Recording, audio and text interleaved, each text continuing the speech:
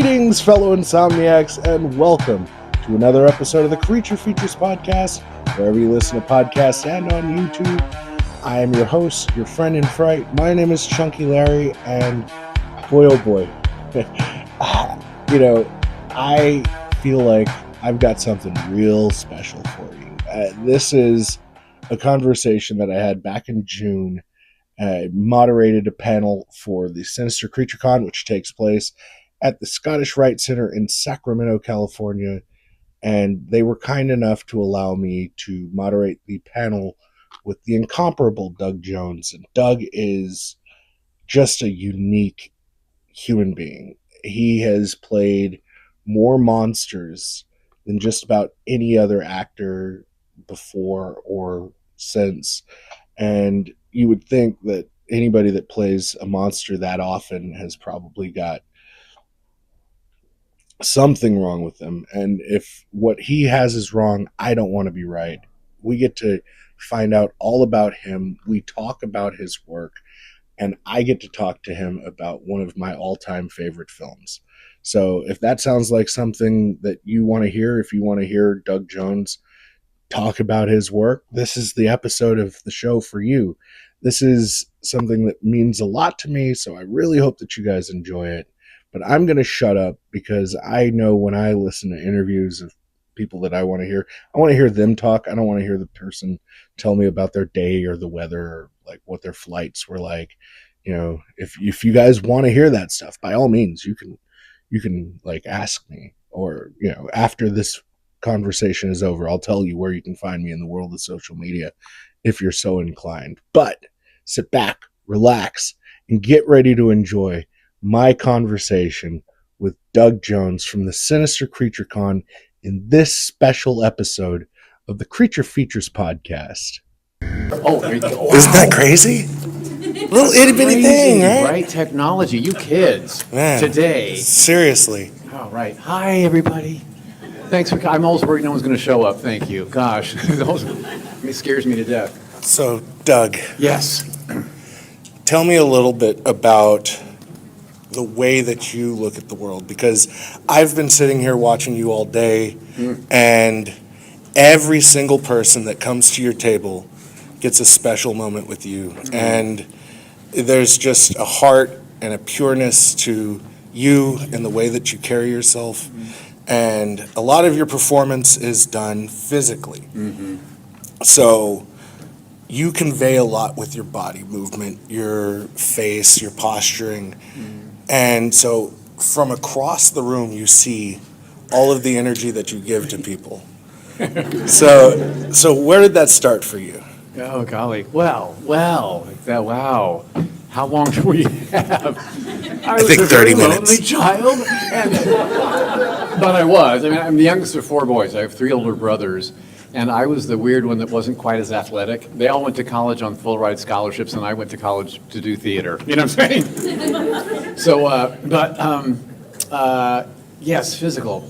I grew up watching Dick Van Dyke and Don Knotts as Barney Fife on the Andy Griffith Show, and the Carol Burnett Show. Everybody on the I Love Lucy. Just all the old sitcoms and variety shows were like, yes. Saw lots of physical comedians, right? Like lots of big out there, and I always laughed. So I thought, I want to do that, right?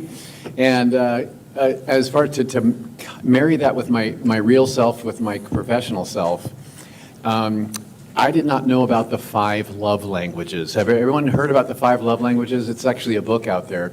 And once you understand that there are 5 different ways that we convey and hear love from people, it's like, oh, it clears up so much. There's physical touch. There is words of affirmation. I love you. There are acts of service. I love you. I'll wash the car. There's quality time. Doesn't matter what we're doing as long as we're together. And then there's giving and receiving of gifts. And all of us are strong in a couple of those, maybe. And then and there's very few people I've ever met that speak all 5 fluently, right?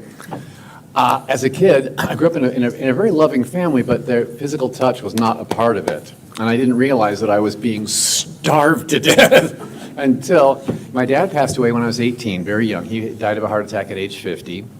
And my brothers and I, all for the first time ever in the history of our family, hugged each other at my dad's funeral. And I was like, oh, this feels so right. I've been missing the huggles. I decided from that day forward I would hug people. If I need hugs, I will give them. So that's why I've been pawing at all of you all day at my table. I'm so sorry. Thank you.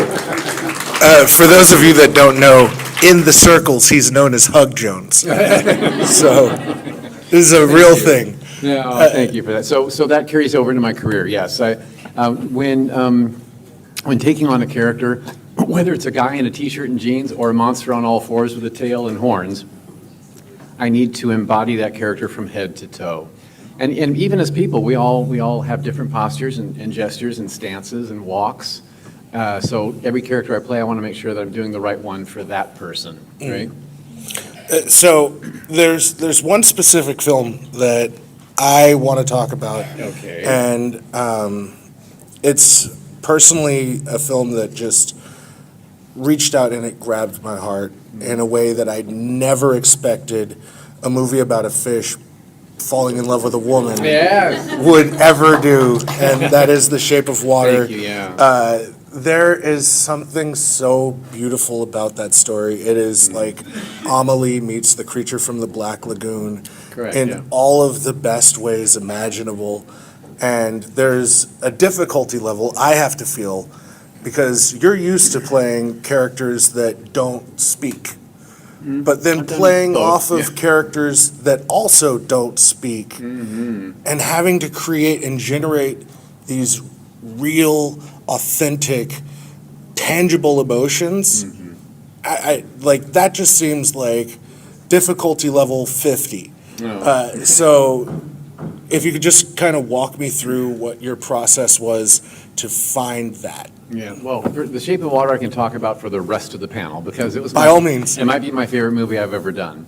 For the same reasons, I'm a romantic, and that to have a monster with a romance and they get to live happily ever after, that doesn't happen. Right? Usually the monster and the human love interest are always like, well, from different worlds it'll never work. Death, whatever. So this was to have us float off into the distance in the end while a poem is being read was like, oh, that's my movie, okay? Guillermo del Toro has also said that that was my 6th movie with him, by the way. And so he's such a gem of a man that changed my life. And he's done, that was one of those, this was another example of, he wrote the part for me, and I was the only one up for the role. Thank you, Guillermo del Toro. When he pitched it to me, he told me that the creature from the Black Lagoon was an early childhood memory for him, watching that on TV. And he said when he saw Julie Adams swimming at the top of the water and this hideous creature coming up underneath her, like all of us were like, watch out, there's a monster. He was like, oh, it's so beautiful, right? And he was just hoping that they would end up together, And then he said, but it turned into a home invasion story, which it was. These humans were like ruining this poor guy. This fish man was just living his best life. He didn't ask for these visitors, did he? So he wrote a movie that would give justice to this folklore, this creature from the Amazon River who actually does get to live happily ever after and find the true love of his life. So non-verbally, though, you're right. When he pitched this to me, we were working on the Crimson Peak at the time. Anyone remember Crimson Peak? Yeah. Thank you. Yeah, I played 2 of the ghost ladies in that. I was the black-veiled mother ghost in the beginning, and I was also the red bathtub ghost. Sexy. Concur. In fact, if I can do a little side story real quick. The mother ghost was in this, a corset and skirt with like this, it was dressed like a lady. So that, okay, I can channel the lady parts. But the bathtub ghost was stark naked with saggy boobs and it was prosthetics from head to toe. But I thought oh gosh, I'm stark naked, I don't have a dress to play off of. I better really bring the lady bits. So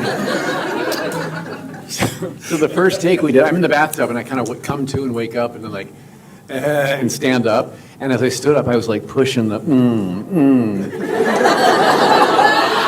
right? I was selling the lady parts. And Guillermo, he yelled, "Cut! Dougie, it's too sexy." I was too sexy! Thank you. No one's ever said that about me before. about time. You keep touching my shoulder, I will. Okay.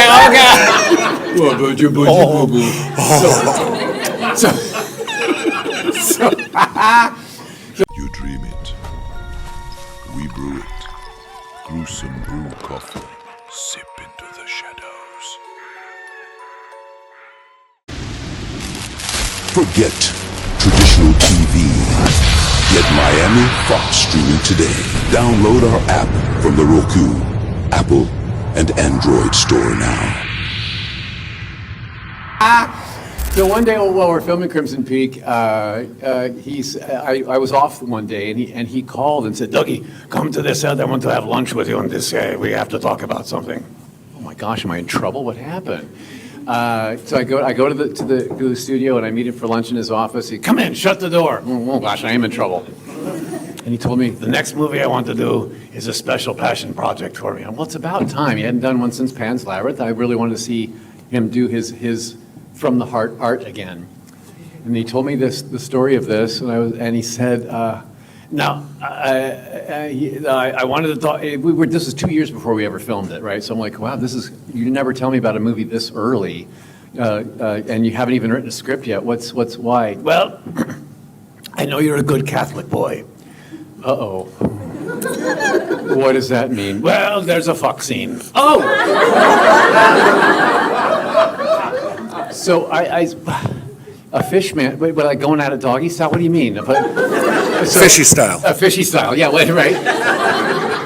So he said, "Well, no, it's actually in a bathtub." Okay, listen.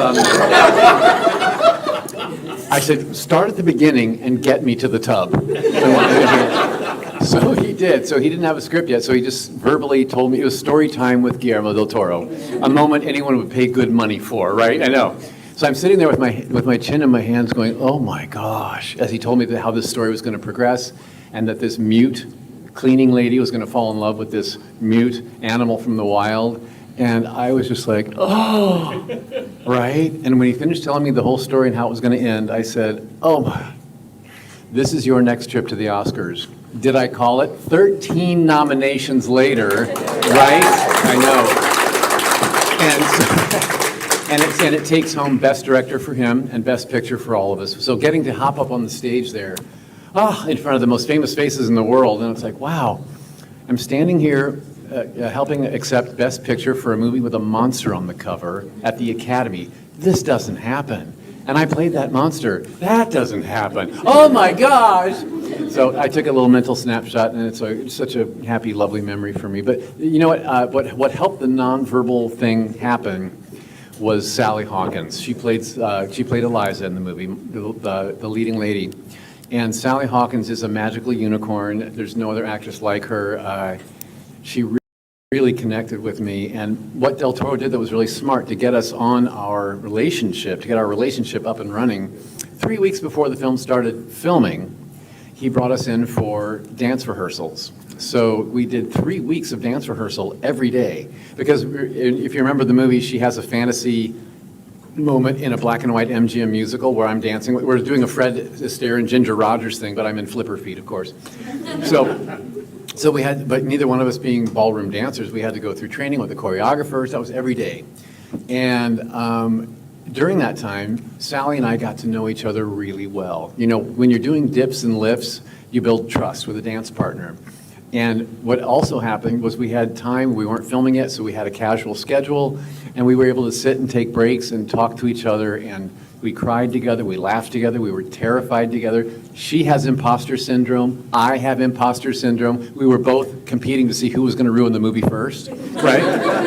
Because I was sure it was me, and she was sure it was her.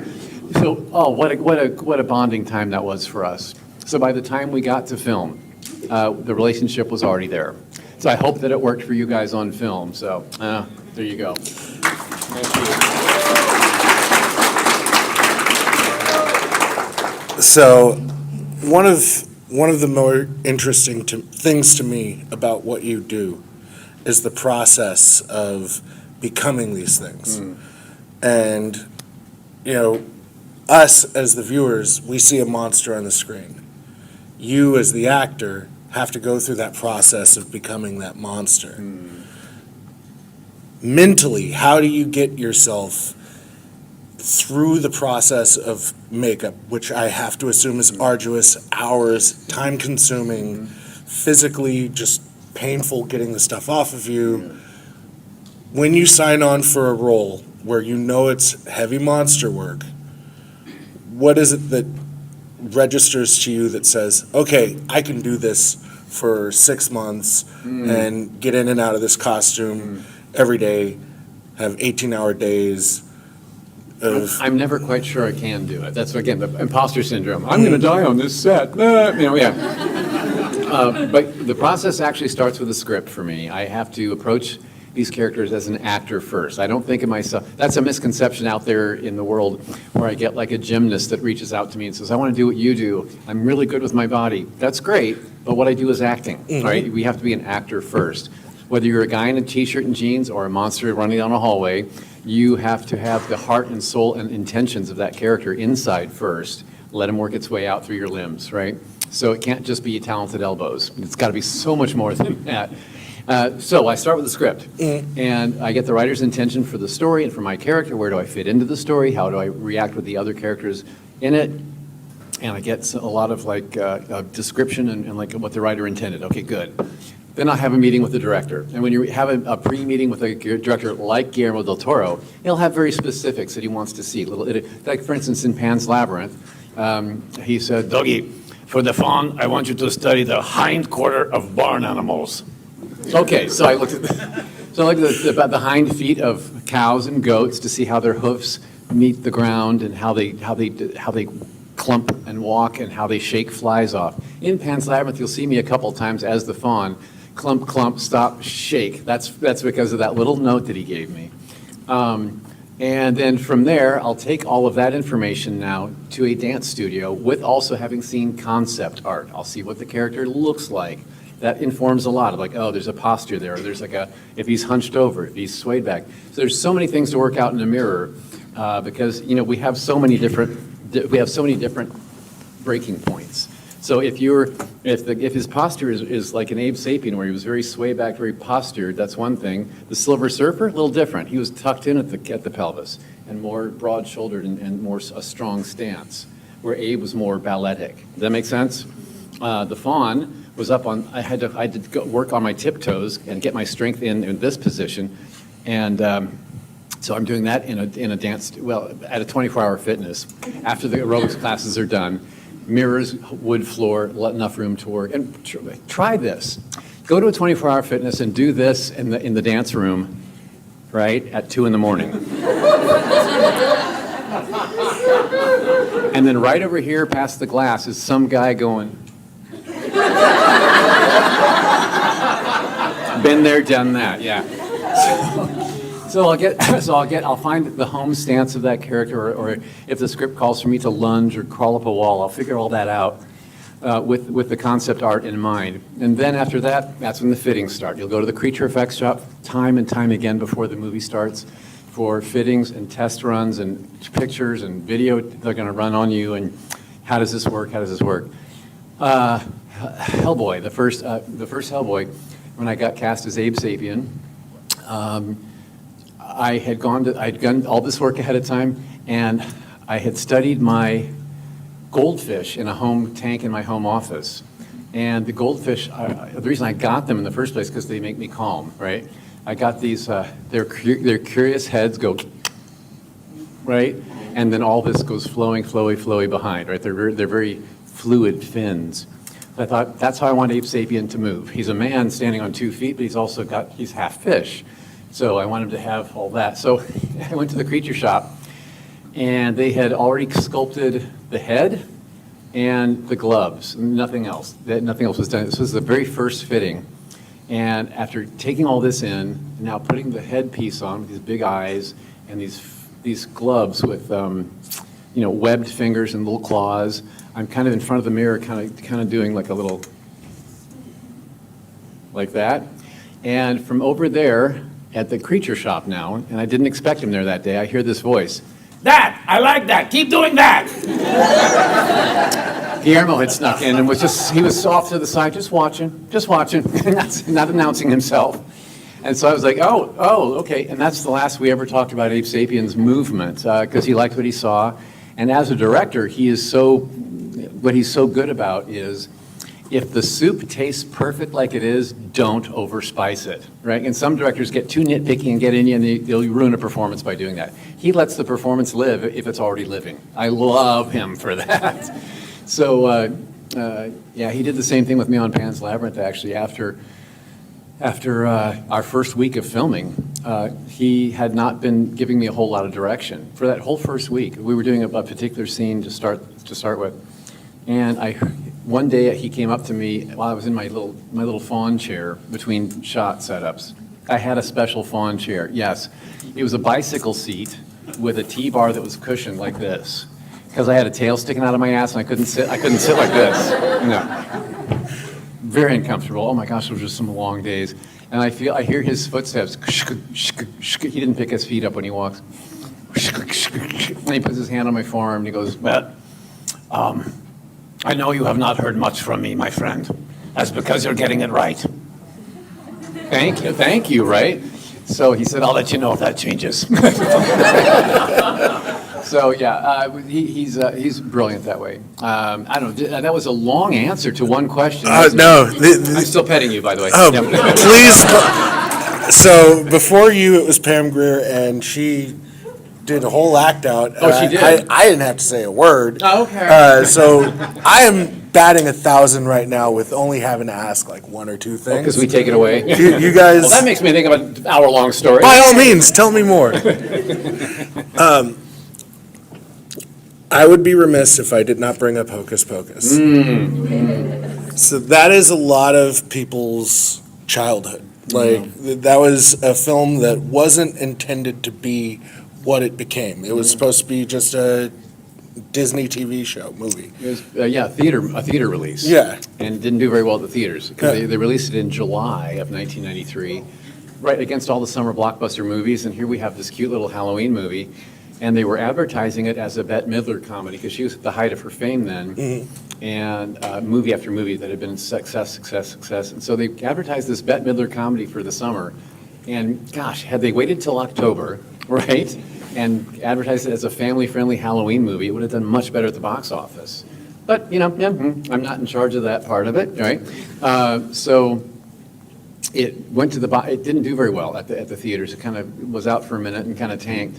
And so we all thought, well, that's the end of that, because this is 1993, mind you. So we didn't have all the streaming and all the platforms to watch things on. So it's like theater, and then it comes out on VHS one day, and maybe it has a TV run, and then you're done. So little did we know that the world was going to change and that it was going to catch on. So they aired it on ABC, they aired it on a Sunday night movie, and then they did ABC Family Channel, which is now Freeform Channel. So every October it runs the entire month. Oh, I know. Okay. And so the ratings are always good for it. And then people wanted to start collecting the home version for their kids. So it came out on the VHS, DVD, Blu-ray, 4K. Now it's streaming on Disney Plus and Hulu. I was like, oh my gosh, it's everywhere. And so thanks to you for keeping it going, that's when they were like, we got to make a Hocus Pocus 2. So they did that almost 30 years later. And I was asked back along with the witches. We Immortals were the only ones that came back. And what I would talk about a surreal experience to do. I took step into Billy Butcherson again, in the same outfit, same hair, same makeup, and it's like, oh, there he is, Like, oh golly, what a dream that was to revive that character again. Now they're talking about a Hocus Pocus 3. I don't know if I'm in it or not yet. I have not gotten the call, but let's hope. I don't know. I think he's going to be in it. I'm just gonna throw that out into the universe. You do it, baby. And yeah, because I don't think that it's Hocus Pocus without that character. Oh, well. I mean, I'm not supposed to agree with that, but He's gonna. So, you play a lot of characters in costumes. Do you find it easier to perform in costume or as yourself? in the last 3 years, since I was on Star Trek Discovery, since that ended, I took Saru off for the last time, and I was like, oh, I like my own face. So For the last 3 years, I've been playing nothing but humans and really loving it a lot. Well, I'm also old now. I'm 66 years old, and it's like I put my time in. Don't I look great? I know. Thank you. Yeah. Thank you. I actually, boy, but I beg for that one. Thank you. But you know, in my old age, I'd like to settle into human characters that are not quite so taxing and challenging on the body. You know. Even though I'm still in great shape, mind you, but I just want to set myself up to still have a future. So, I've been enjoying that very much. I forgot what you asked. Your comfort level acting out of Out of the makeup. There you go. Okay. So because I've been doing more characters with my own face lately, it does feel different on camera. When there's something covering me and I'm like, in a monster, there's a little barrier between me and the camera that I need to put a performance through, but at the same time, it's kind of protective. So, right? It's hard to explain. I can hide behind it in a way and become this thing with full 100% commitment and not worry about looking silly or stupid. With this face, it's like, no, I already look silly and stupid, so how do we do the, It's like walking out of the house in a Speedo, right? I mean, it's street legal, and I look great in one, but you don't want to wear that to work. You know what I'm saying? Unless everybody else. Speak for yourself. Okay, baby.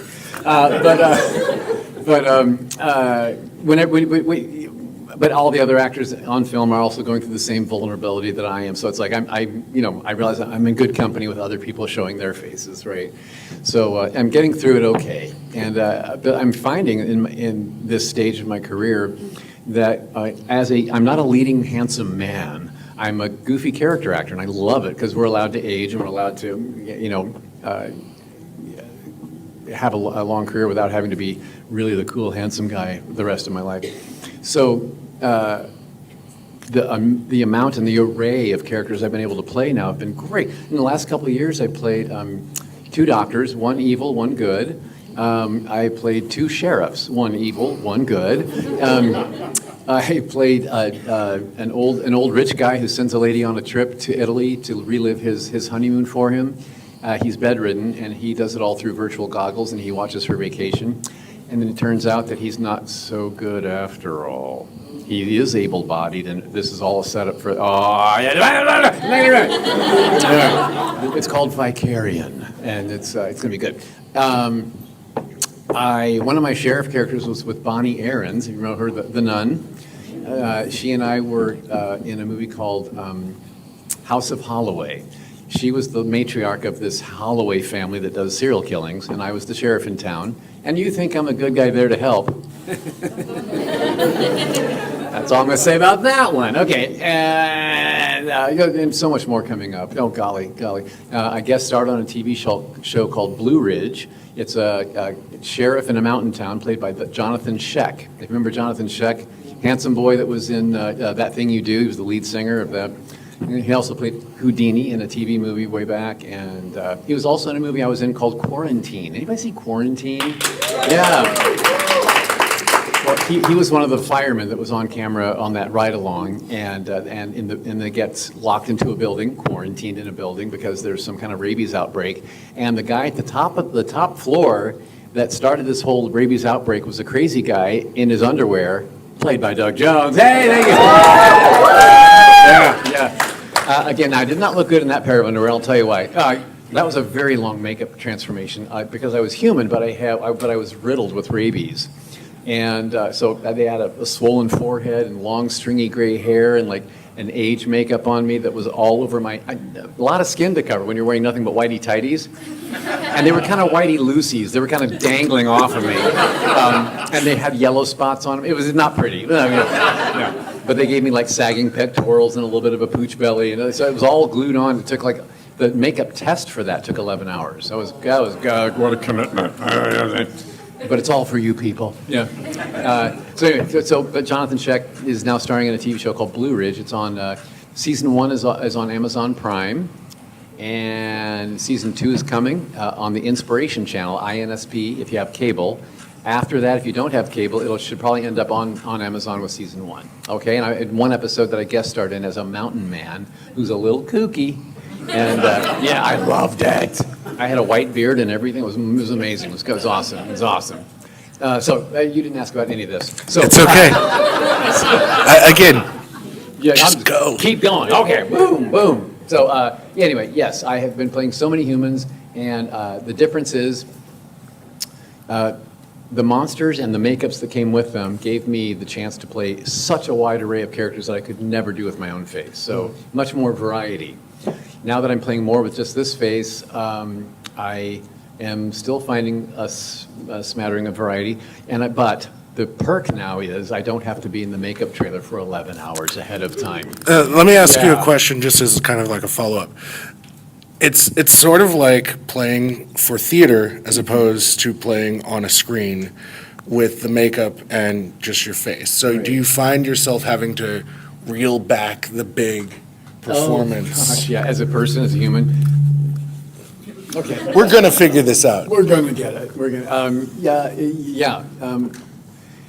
Because I have relied on so much physical performance in monster creatures, when the camera's this close on you, it's your real face. The lift of an eyebrow, the squint of an eye, the tilt of a head can read really, really loud. So I have had to trust the subtleties, trust what's behind the eyes. Because again, back to my childhood and part of the physicality, I was always so goofy because I was nervous in public. I was always sure that people were making fun of me wherever I went. Half the time they were. I grew up in Indiana where kids do that. And so I thought I better become the class clown. And if I come in the room doing something goofy, then I'll control why they're laughing at me, right? So that's a typical class clown thing to do. So that meant big and expressive and being sure that I was heard. I had to make facial expressions and do gestures. So to pull that back and trust that your eyes are enough. And one of the costume characters I did that I had to really pull back on was the Silver Surfer. He's very stoic and heroic and quiet. He had such a quiet strength about him. I could not channel that on my own. I mean, that I really had to took some acting, you know what I'm saying? Yeah, because he had the power cosmic. He didn't have to prove jack nothing to jack nobody, you know what I'm saying? Or Jack Kirby. Or jack, right?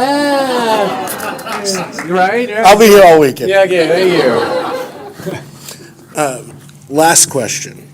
And I think that this is a important question because I was young, I needed the money. We'll talk about that afterwards. Okay. We'll talk about that one afterwards. Going forward, you're, I'm assuming, not as interested in going under the makeup as you were before. Is there something that you would suggest for people that are going to take on? Did that answer that? Yes, Okay, of good. course. Good.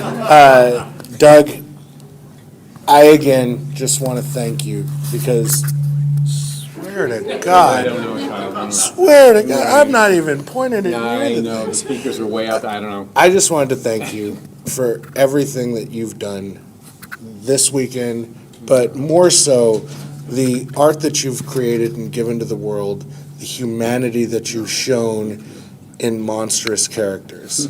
That is something that is not easy, and it really takes a pure heart for all of that to be possible. And you see your heart the second you walked into this door. So thank you very much, and everybody, please give Doug a big round of applause.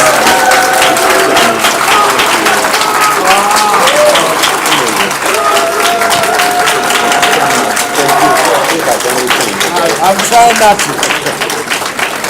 Wasn't that something? Wasn't that fucking cool? Dude, Doug Jones is the coolest guy ever. And I got to get a Doug hug, which was like, that was the whole price of admission for me. Like, I was so stoked to just interact with that guy. He is everything that you ever have heard about him. He is just kind, gentle. He's big as hell. I was surprised at how fucking big he was. And just to fucking sit there and talk to him and understand his mindset was something that I will cherish for fucking ever. And I want to thank once again the Horrific Network for allowing me the opportunity to host panels, moderate panels for the show, trusting in me to be able to, carry the ball. And I like to think I did an okay job. But again, in the comments, you can let me know whether or not you think I did okay or not. But if you do think I did okay and you want to find out more about the Creature Features podcast, you could do that in a couple of different ways. You could start by following us on Facebook, facebook.com/CreaturePod. You could follow us on Instagram, Twitter, Threads, Blue Sky, TikTok, and of course, YouTube at CreaturePod.